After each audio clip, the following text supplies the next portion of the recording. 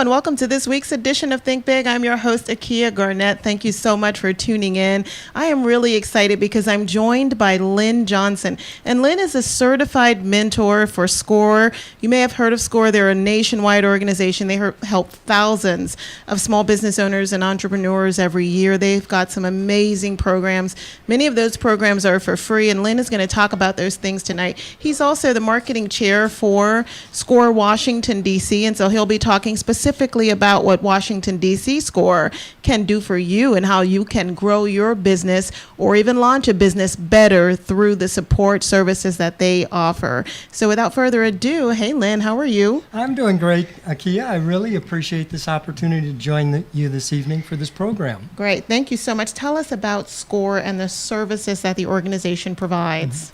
SCORE is truly a national organization. We have a chapter in every state. Some states have a number of chapters. For example, our Washington, D.C. SCORE chapter serves Northern Virginia, the city of Washington, D.C., and Southern Maryland. But there's a chapter also in Baltimore and another one in Richmond. So throughout the country, there are actually 11,000 mentors throughout SCORE throughout the country. And our chapter has about 70 mentors. That's amazing. I can't wait to start talking more about those mentors and how you got connected to SCORE as well. Your background led you to be able to be a SCORE mentor, a certified mentor for SCORE. Right. Tell us about that. I was privileged that when I came first to Washington, D.C. in 72, I guess it was, I came to Washington and I got a job with a 3-person graphic design firm. And I worked in that company for 10 years. And the owner was in his 70s, and I took him to lunch and asked him what his plan was to retire. Could I buy the business? What was the opportunity? And so he said, well, let me think about it over the weekend. And so he came back to me on Monday and he said, I'll resign. I'll sell you the business on January 1st. And that worked out great for me. I ended up having, one of the challenges to buy a business is where do you get the capital to do it? Right. And in this case, I got a second mortgage on my house. And so I was able to write a check at the settlement table and give him his total payout. Right. But so right from the start, I had employees, I had clients, and I had work in progress. And so it made it a lot easier to make the transition. Right. Where a lot of people that are looking to start and grow a business, they're trying to figure out where they're going to get funding, how they're going to start it, where are their clients. And so in my situation, I had clients from day one. Right. And then I ran that business. Like I said, we started with 3 employees. I grew it to 15 employees. And in that process, I ended up getting a GSA schedule contract for advertising and marketing. Mm-hmm. We launched the Do Not Call campaign for the Federal Trade Commission. Yeah. We did branding for the U.S. Agency for International Development and Architect of the Capitol. So I had a portfolio of clients and contracts in the shop that had value. And then in 2009, I approached a few companies asking if they were interested in acquiring my company. And I got into negotiation and settled on one that made an offer that I thought was credible. But in that process, I had a SCORE mentor that helped look at the financial earnout potential of the deal. And with that, I had confidence that I was making a good choice. And so in that process, I went ahead, completed the transaction, and the earnout potential actually was in staying 5 years to get the value or percentage of the contracts that I brought in. Right. So that it created a revenue stream, and it gave me the opportunity to build a nest egg in that process. And then after 10 years, I said, well, enough is enough. I said, maybe I can be a SCORE mentor. Right. And so that's why I'm blessed. I've been pleased to have the opportunity to benefit from SCORE and now to give back to the small business community. It's so rewarding for me to work with small business owners and to see their dream, see them grow, right, and see them prosper. Wow. I mean, did you know, or did you have an inkling when you came to D.C. that you wanted to buy a business and to launch it the way you did? No, it was never an idea that I had. Mm-hmm. I had just gotten out of the service. I had been a photographer in the Army during the Vietnam era. And so when I came to Washington, all I wanted was a job. And my wife was looking for a job. She got a teacher's aide job. So I never had that dream or passion to start with. But having made the commitment of working 10 years for one business owner, and then he was at a point that I saw him looking close to retirement, that then I saw the opportunity. And it got to be a family joke. I'd come home and I'd say to my wife, guess what? And she says, oh, Mr. Todd's going to retire. I said, no, not yet. Finally, one day I was able to come home and say, yes, he's going to retire. And so it was an opportunity of a lifetime that I was so blessed to have. Wow. Well, I've not talked to a small business owner who does not want to grow. Some of them aren't ready to grow, of course. And I think many of them know when they are ready, even if they have the desire to do so. How do you break into that conversation to help them determine whether or not they are truly ready for growth? Well, a small business that's a startup has to have a growth plan and a vision for growth, or they're never going to succeed in business. And so in my private, and I would say this as a SCORE mentor, all of our mentoring is private, confidential conferences. And in those, I draw on my own background and give them ideas on how to really fine-tune their business plan and how to approach marketing for their small business. But it's often a case of that's a focus of the conversation. And because we were a marketing company, I had some ideas on how to market. But I had one story that I think is especially relevant. When I ended up buying the business, and then I was faced with generating new business, I was member of a professional organization that it was the Art Directors Club in Washington. And in that membership, I would go to meetings where I saw my peers. Well, one day I realized I was talking to my competitors, not to my potential clients. And so in my SCORE mentoring, I often allude to this experience, and I explain to business owners that the best place to find new business and new clients is to seek out professional organizations where your clients mingle, and then make a commitment to those organizations. Get on a committee, donate your services, get to know people personally. And frankly, that's how I met you. I was a member of PRSA when I had my business. It was great. They had a wonderful rooftop. Oh, yeah, it was a lovely evening. It was a lovely event, and we kind of dominated the conversation. I guess so. Well, and that's what I'm saying, is it's those personal opportunities that can become business opportunities, but don't approach it in a selling mode.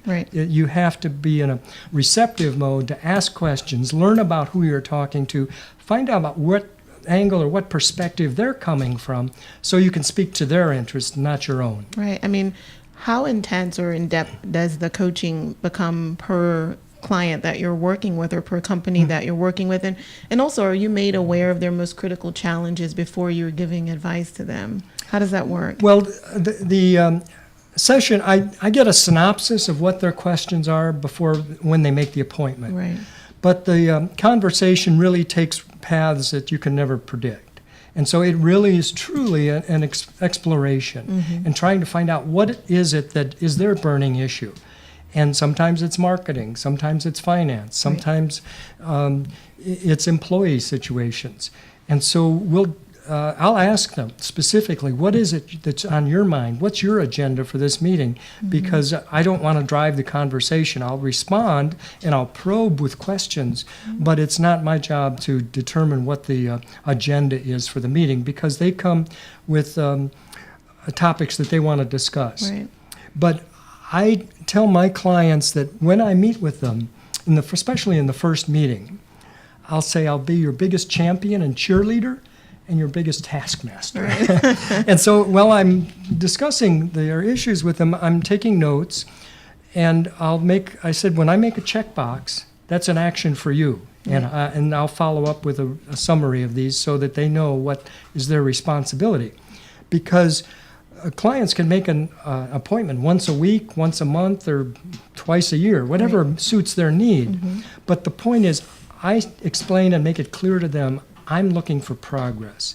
If we come back and talk about the same thing over and over, we're not getting your company further down the road. Right. And so I'm motivated to see you succeed, and it's important that you take on the tasks that can bring you to the road for success. And this is all for free? It's all for free. And they can have as many coaching sessions as they'd like. Yeah, as exactly. often as your schedule permits. Mentors operate on different days. I happen to mentor on Thursdays in Alexandria, but in our chapter, what I encourage people to do is seek out a mentor. And on the chapter website at washingtondc.score.org, there's a link to request a mentor. Mm-hmm. And you can also look at the bios of the mentors. And we have mentors that are 3-star generals. We have mentors that worked in Northrop Grumman defense contractors. We have mentors that have owned real estate. Yeah. And so they come from all different backgrounds. And the beauty of that is that if I get into a situation where one of my clients has an issue or that I haven't maybe encountered in my own history of my business, I'll say, this is the person to contact. We can co-mentor, or you can make a separate appointment with that mentor. So they have an expertise that, for example, one of my best stories about that is that one of our SCORE mentors owned a furniture store in Arlington. He got very savvy, and then he owned other business properties. But he was a mentor that really understood leasing and how to negotiate a good lease. And in his situation, he had a SCORE client of his that was opening a store, and it was a retail store, and it was going to be in Georgetown. And he was in discussion with the building owner, who had said, well, you want to rent the space, these are other terms that you have to abide by. Mm-hmm. And this is the lease that we expect you to sign. So he brought that lease back to the SCORE mentor, and the mentor reviewed it, and he says, no, you need a broker or a agent that is representing you. You don't want to work with the broker from the owner of the building, because he's representing the owner's interest. Right. You need somebody to represent your interests.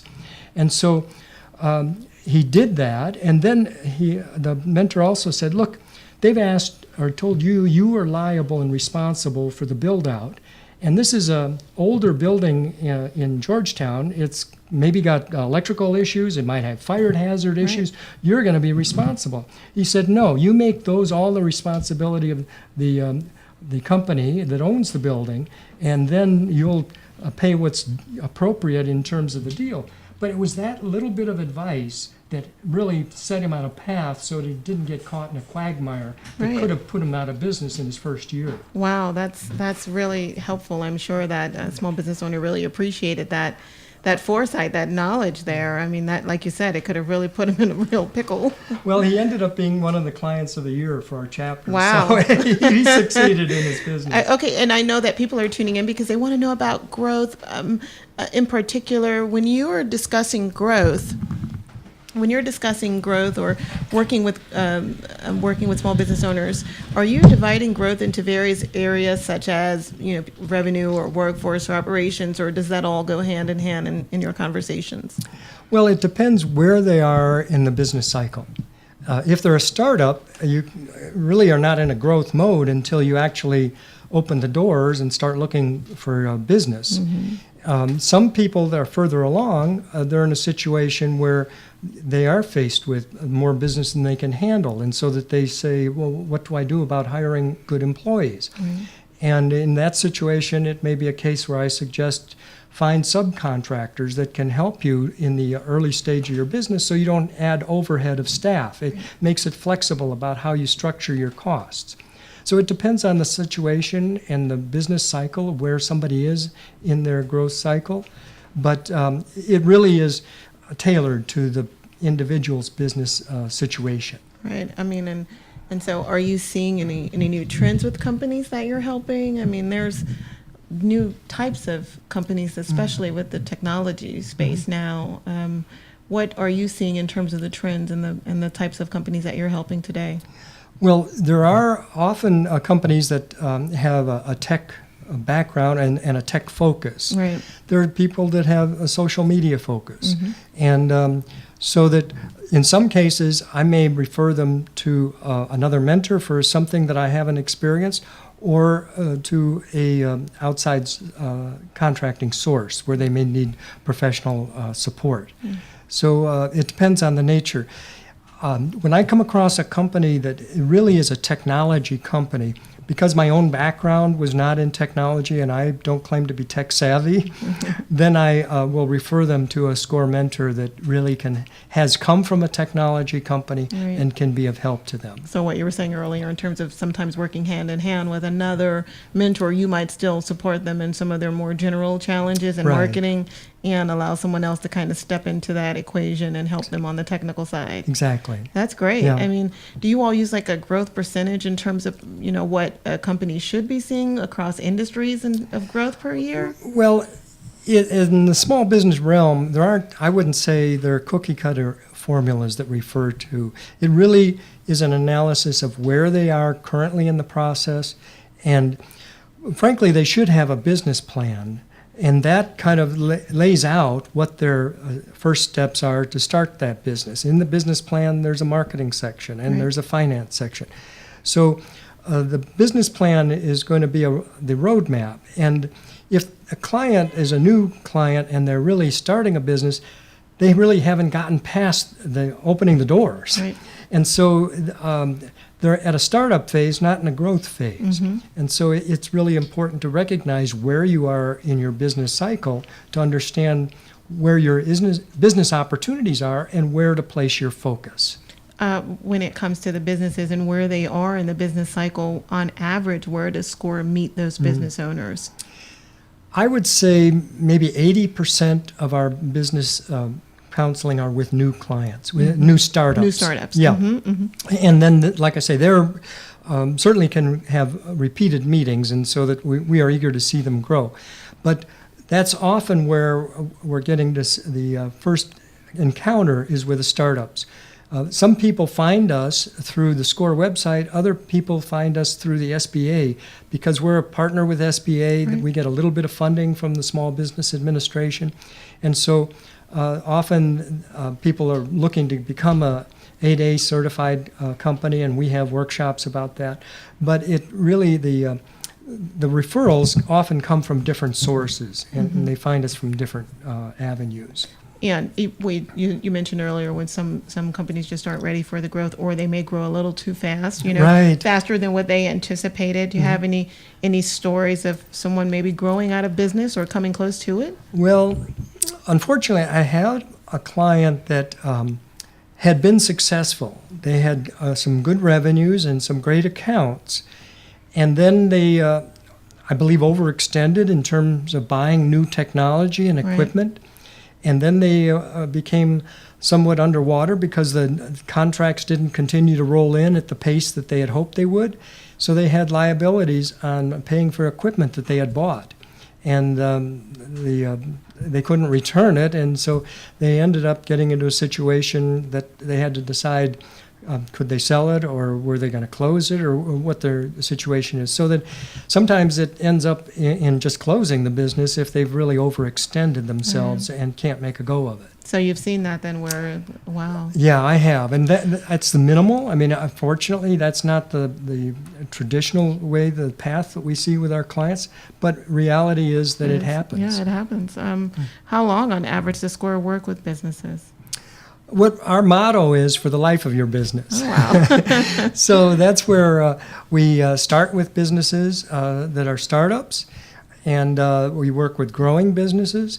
And then, as in my case, it was an exiting or selling a business, so that it can be the life of your business. And I love the statistic that SCORE has out there. Small business owners that receive 3 or more hours of mentoring report higher revenues and increased growth. Can you share anything about that? I don't have statistics specific to clients that I can share, but I do have confidence, as SCORE National has done surveys and tests for that, and then they also have data that they collect on how many business startups that have been started in a year and how many employees those businesses hired. So that there's data on the SCORE national website, score.org, that really lists some of the results that mentors across the country have had. Wow. I mean, do you all have a chance to network amongst yourselves as mentors as well? Since you said, what are there, 70,000 across the country? Well, we do, once a month, we meet as a chapter, and we have a chapter meeting, and there we'll share stories, and we'll get reports on how many mentoring sessions we had, and actually, from a first session, the client is encouraged to answer a survey, and I always ask them to respond as honestly as they can, and so that we'll get feedback about from the clients that have been mentored in a month. And it's always good. Also, we have at the chapter meetings with the mentors from the chapter come together, where we get to hear more about what other mentors are doing, what kind of challenges they're facing, what kind of recommendations they've given. And also we bring in some speakers sometimes, some from a bank or lending institution, or from like a Kiva Zip for startup funding, like that. And so we'll sometimes have presenters to our chapter meetings that also extend our knowledge of the resources available to offer our clients. Great. Thank you, Len. Stay right there. We'll be right back with Len Johnson from SCORE, and he's going to be giving more tips on how to grow your business.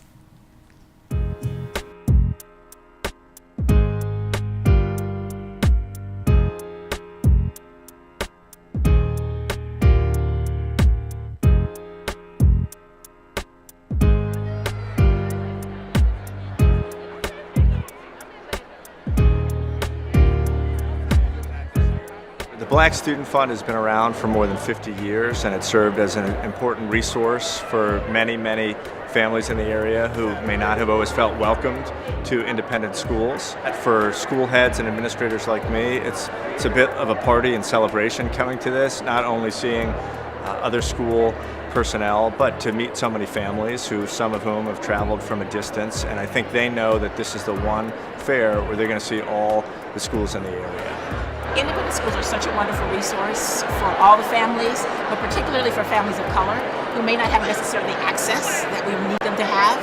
So this is a place where you can literally see every kind of education possible in the independent school world. So we have to give everyone an equal playing field. Black Student Fund allows us to do that. We provide more insight into the admissions process, which has become more complicated than 50 years ago, so that families understand what they're going to have to do to actually apply to schools, complete the testing that's required for admission to the schools, and to position themselves for the financial aid process. What I'm trying to get out of it is just basically making sure that I can give him better than what I had when I was growing up, and giving him a better start and the best education that I can give them all. Luke is a special kid. He's pretty advanced, so we were looking for something that's affordable that we could get him in. Today is a day when people learn that there is hundreds of millions of dollars of financial aid that's given out by these schools. Today is a day of people making connections about their dream for their kids. I would say that the Washington, D.C. area may have some of the most diverse independent schools in the country, and I think there's a direct link with the Black Student Fund. I think it's been transformative for many individuals, but also for the schools.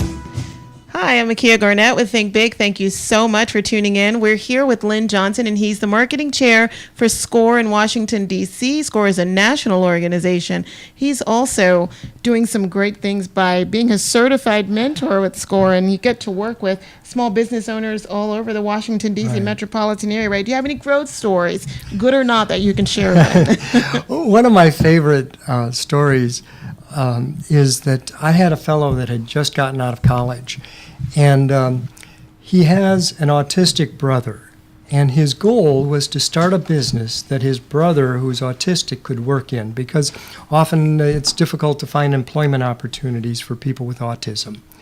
And so in this case, he had done his research of his business, and so he started with a business concept when he first came to me.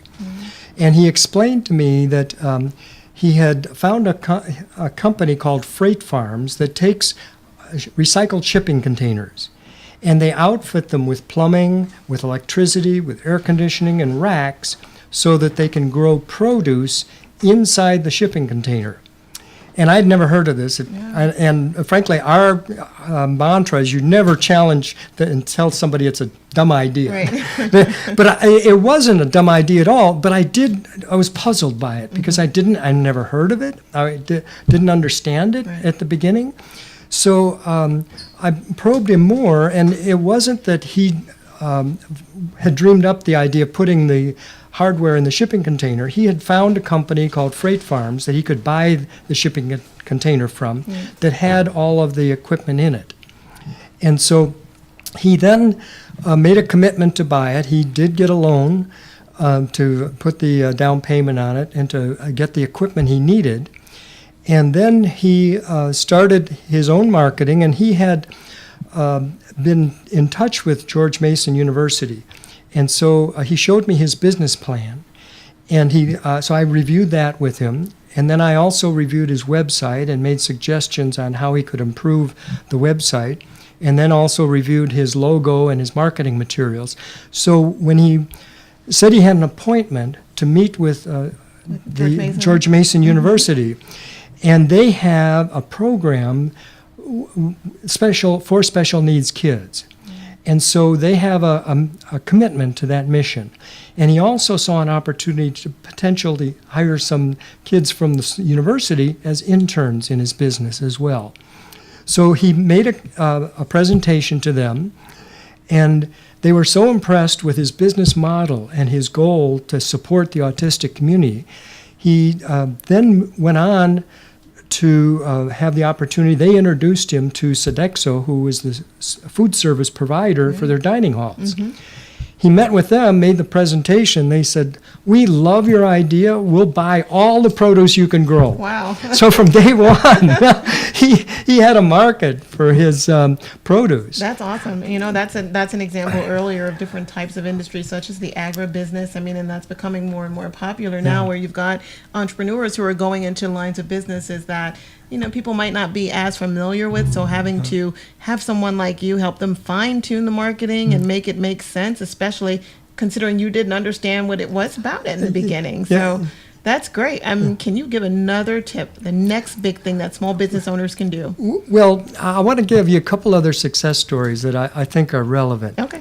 And actually, I would say to prove the success of Zaponic Farms, in 2016, it was selected in a national competition as the award winner for the Small Green Business of the Year for the nation.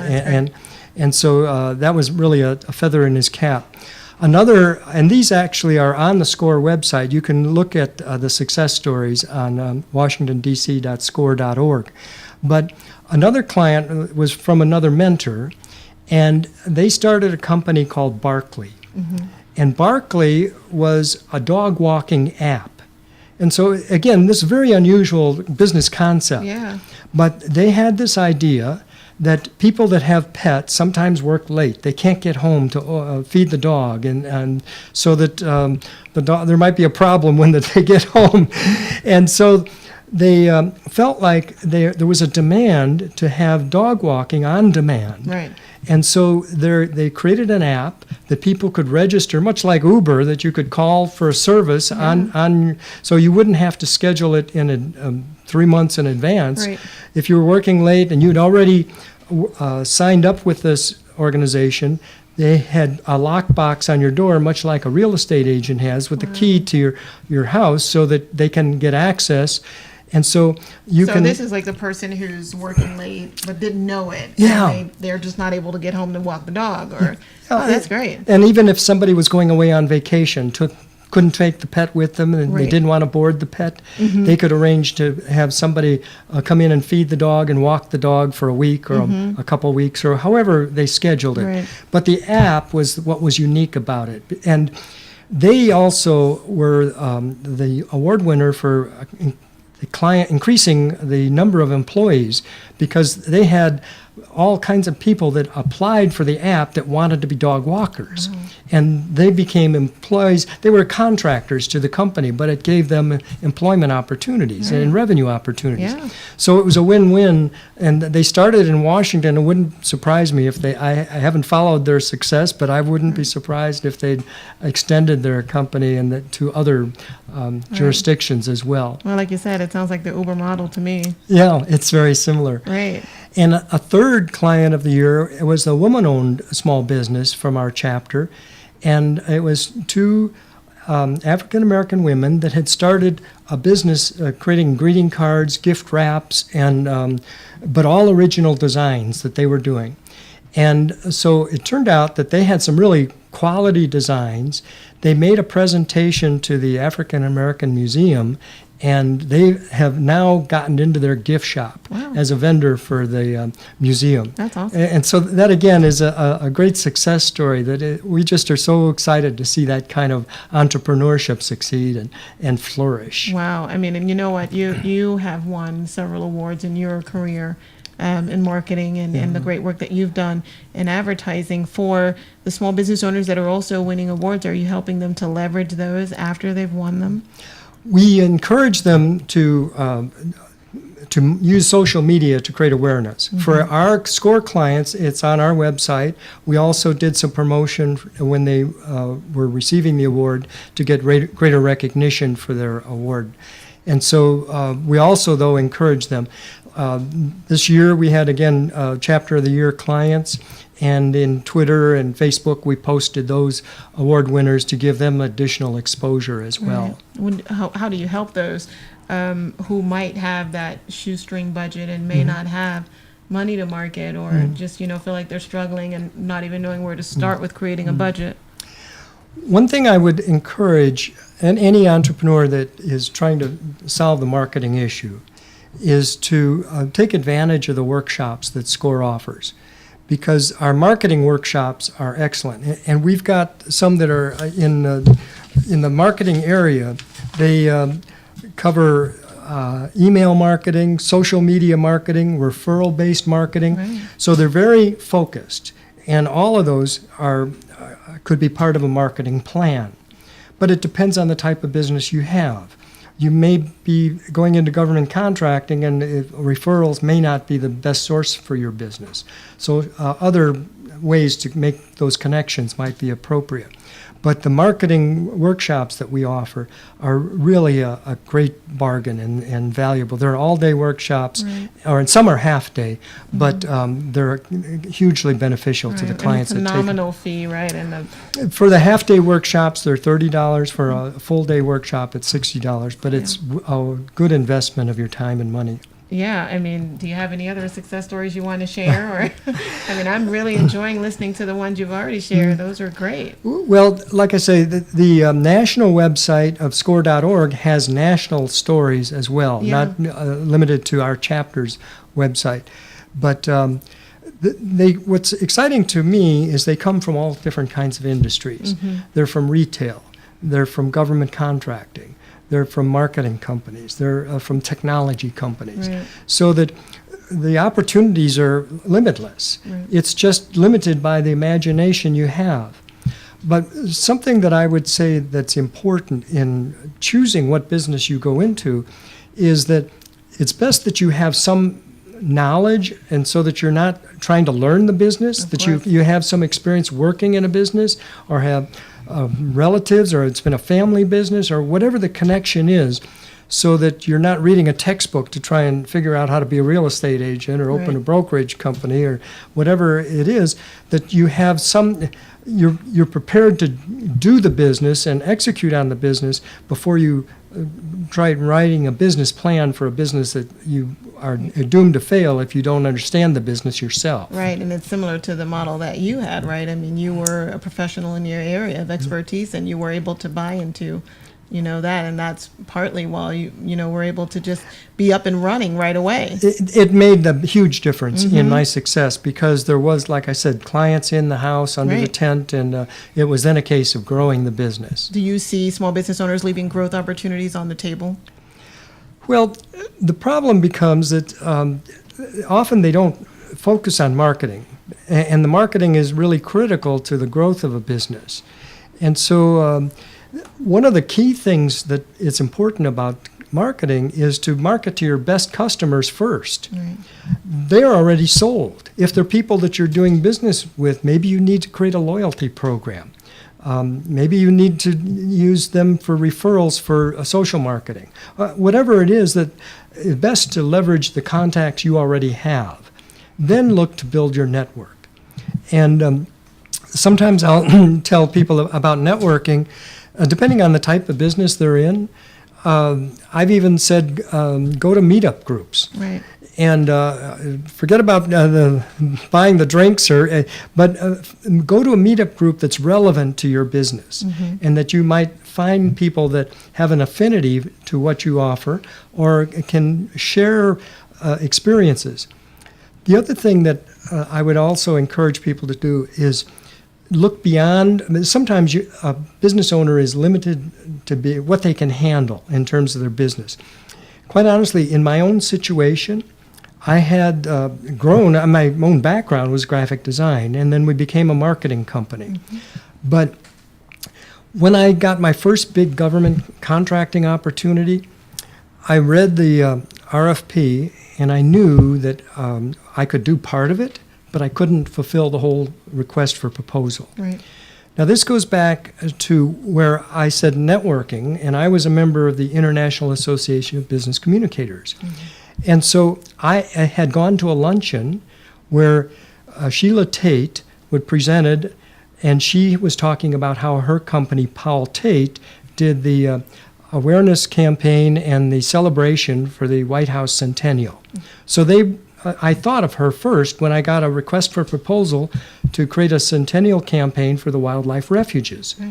So I thought of Sheila first, and I called her and I said, Sheila, I have this request for proposal. It needs a public relations component. You're a PR company. You've done centennial campaigns. Would you be interested in partnering and being a subcontractor to us?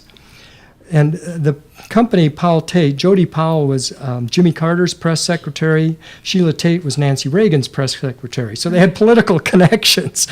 But the point was, she said, we'd love to partner with you. We don't have a GSA schedule. Now certainly they do, but at the time they didn't. Right. And so I said, well, I need you to write the PR part of the proposal, because we don't have that expertise, but obviously you will do all the work that comes under that PR umbrella. So they were happy to write that part of it. And in that process, frankly, I learned more about how to write a PR proposal because I learned from an expert by partnering with that expert. And at the end of the day, I think actually, there's one part of that story that I think is worth telling, is when we went to do the preliminary presentation. It was because we were a marketing company, the government wanted to meet us, and so we had prepared a little video that we were going to show about the refuges. And so we're setting up the projector, getting ready to start the presentation. But Jody Powell, who was Jimmy Carter's press secretary, he was over there, and the people in the room started asking him. You see, Jimmy he was a duck hunter, and he started talking about how he duck hunts on the refuges. So he got on their wavelength before we even turned on the projector, and they knew that he knew their wildlife refuges. And I have to believe that sealed the deal before we even finished the presentation, because he was such a charming fellow and knew so much about the refuges that's also an important aspect of making a sales pitch, is know your client, understand them, do your research and homework before you try and pitch them, and so that you're qualified to answer their questions. Right. When you're working with small business owners, what do you think is stopping the majority of them? Is it the marketing? Is it the lack of capital? Is it the lack of being, experienced in the industry where they are? Well, it's all of those, but capital is a big barrier. A lot of people, they're looking for funding, and they think that they're going to get startup funding. Right. And basically, it's important that you have at least 3 months of capital in the bank that you can live on, because you're not going to have business from the day one, and in 6 months is even better. But some people think that they're going to get a loan for the entire startup cost. It's very unlikely. People want, banks and lenders want to see some level of experience and history and a financial statement that shows that you have the wherewithal and staying power to survive that first 6-month period when you're trying to find new clients. So capital is a big issue. Marketing is a challenge, because what happens in small businesses is the owner becomes all things, all hats. They have to execute the business, they have to plan the business, they have to do the marketing, they have to do the accounting, and that's the challenge. Now, in my situation, I was fortunate because we were a marketing company. We knew how to market ourselves, but at the same time, it was a challenge in terms of the getting the new clients and building that network. Right. And when I talk about networking, I also talk about that situation of looking for how you can partner with companies to fill the gaps that you have. And that was the case I did with the government proposals, was finding successful partners that had credibility that could extend our capabilities. And did you also walk into those potential partnerships with something to offer them as well? Right. I mean, it's in that part. I think some small business owners and entrepreneurs, especially those that are new to networking, may not understand that part of the equation. That it's kind of not gimme, but it's kind of saying, here's what I have. What can we do with this? Exactly. Yeah, it's important that it's a win-win for both parties. Right. The other thing I stress about marketing, and this is something that doesn't take a lot of time to work out, but it takes a lot of thought. And that's to develop an effective elevator speech. And what I talk about in elevator speech is what you do, who you do it for, and what's in it for me. So when you're talking to me, I want to know not what success you're going to have by me working with you. Right. It's how are you going to make me successful. Right. And that's what I call the WIFM, is what's in it for me. Yeah. And so in your elevator speech, it shouldn't be so rote that it's the same thing for all people. Right. It has to be that you have done some research about who you're meeting with, or that you start a conversation to learn enough about the person you're talking with that you can tailor your responses to what their business needs are, and what motivates them, what their goals are. So by understanding that, you can be more responsive, be on their wavelength, and you can speak to what's in it for them. How do you have any favorites, clients that you've worked with? Well, I'll tell you, one of the things that was most rewarding was the launch of the Do Not Call campaign. It was great when it first was launched because it really worked, but it's important that people learn that Congress made themselves exempt, and fundraisers and researchers were exempt, so that's why you can still get bombarded. But another was the Department of Veterans Affairs. Having been a veteran, I was a veteran-owned small business. Oh, thank you for your service. Thank you. But it allowed me to have, in the government sector, to be a veteran-owned small business, which gave me opportunities to work on the military child and youth awareness program, where they were launching a new program. And so we were offered the opportunity to bid on that contract, and we won it. And that was, again, one of the highlights of my business career, was working on that program. Right. I mean, getting on the GSA schedule is it's a major goal for many small business owners. How was that process for you, just getting to it? Again, I was fortunate. I had, at first, GSA was already a client of mine, and they were just establishing the GSA schedules. And so they said, Len, if you want to continue working with us, you need to get on a GSA schedule. And I was fortunate that I had a fellow working for me who was our studio manager. He had done this for another company before he worked with us. And I said, can you write this response to get us on the schedule? And he said, sure, I've done it before. I think we can get on a GSA schedule. Right. And so he wrote that, and then I would contribute to it. But quite honestly, at that point, it was when GSA was starting the schedules. It was a lot easier to get on a GSA schedule. But there's a fallacy. A lot of people think, well, they got to get a GSA schedule. The Right. point is, you've got to have been in business 2 or 3 years. I don't remember now the limitation, where you have past performance with commercial clients. If you're a startup, they don't want to talk to you Right. because they see you as a risk. They want to work with people who are proven successes. And so there's this misconception that a GSA schedule is a ticket to a government contract. Yeah. Well, frankly, one of the SCORE workshops is how to write a proposal, a government proposal, but also how to get on GSA schedule. Yeah. We offer workshops about that as well.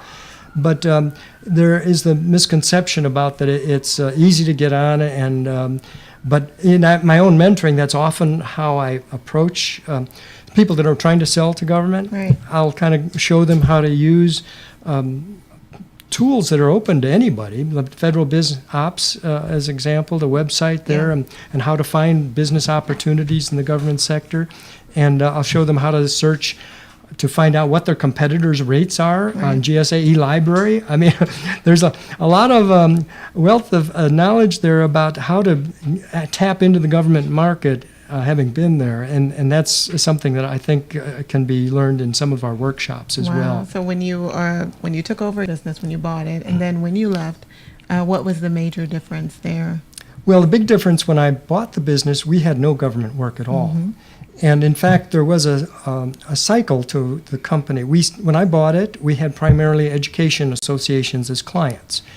And they were great clients. The only problem was they generally didn't have large budgets. Right. Then I moved to trade associations. And we worked with American Iron and Steel, American Footwear, the Food Marketing Institute, National Association of Broads, a whole lineup of professional trade associations. And that changed our whole business model, and we started working with larger clients. But then when I saw the opportunity to get a GSA schedule, that shifted our model again.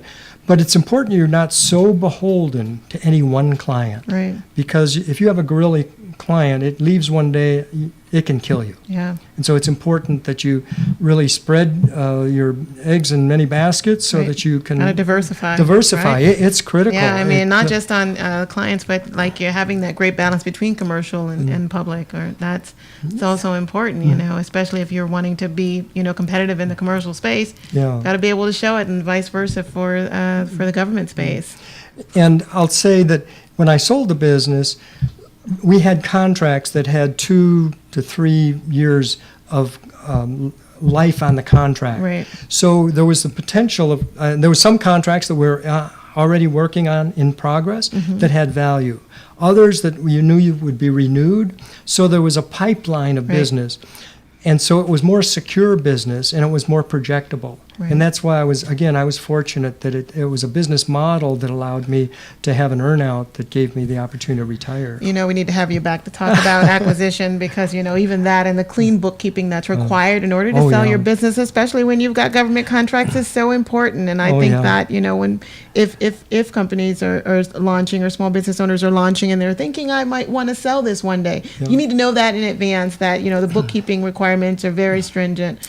That's a good point, because it's when you go through that process of selling a business, you open the tent. Everything. And you had I was photocopying every file in my file cabinet. Yeah. Contracts that I had, contracts that copies of proposals, our client list, all kinds of data that was into that process. And so Right. it's important that you're very thorough and detailed in your record keeping. So what I'm taking away from this conversation, Len, is that networking is Yes, so critically it important. is. Get out there and make sure you have a great and polished elevator pitch. Don't make it too stoic or, too Right. scripted that it really is too generic and doesn't appeal to anybody. I got that from our conversation. I also got that SCORE has a tremendous amount of not only free services, but also the workshops that are for a nominal fee. You've got some that are half day and some are whole day, and those are all on the website.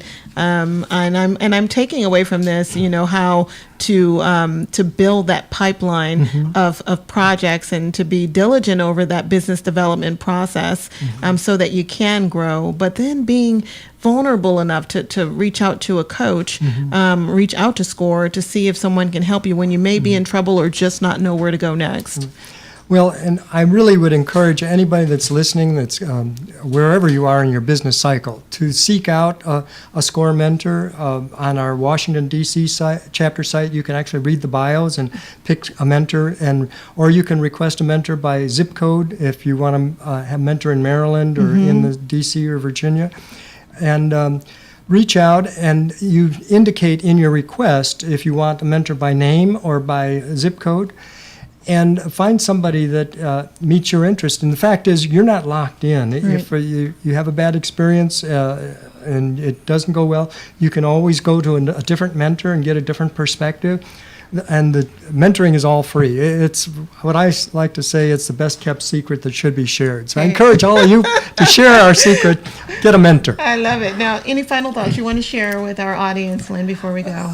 The one other thing I would encourage people to do is to think about a workshop. We've got a brochure that we have that's online. You can download it, that has all the workshops that we have on marketing, starting a business, financing, social media. And there's a calendar, and some workshops are given once a month, some workshops are given once a quarter.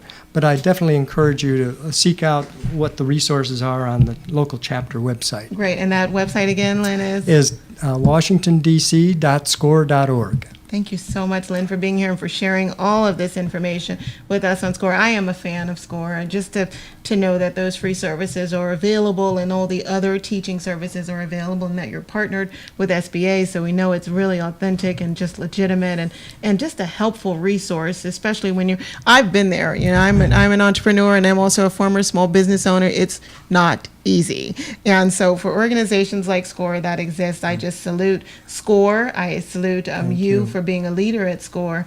And I thank you again for being on Think Big. Oh, thank you. I appreciate the opportunity to have this opportunity to speak to your network. And I hope you all will take advantage of some of the nuggets that we've shared today. Awesome. This is Think Big. I'm your host, Akia Garnett. Thank you so much for tuning in. We'll see you next time.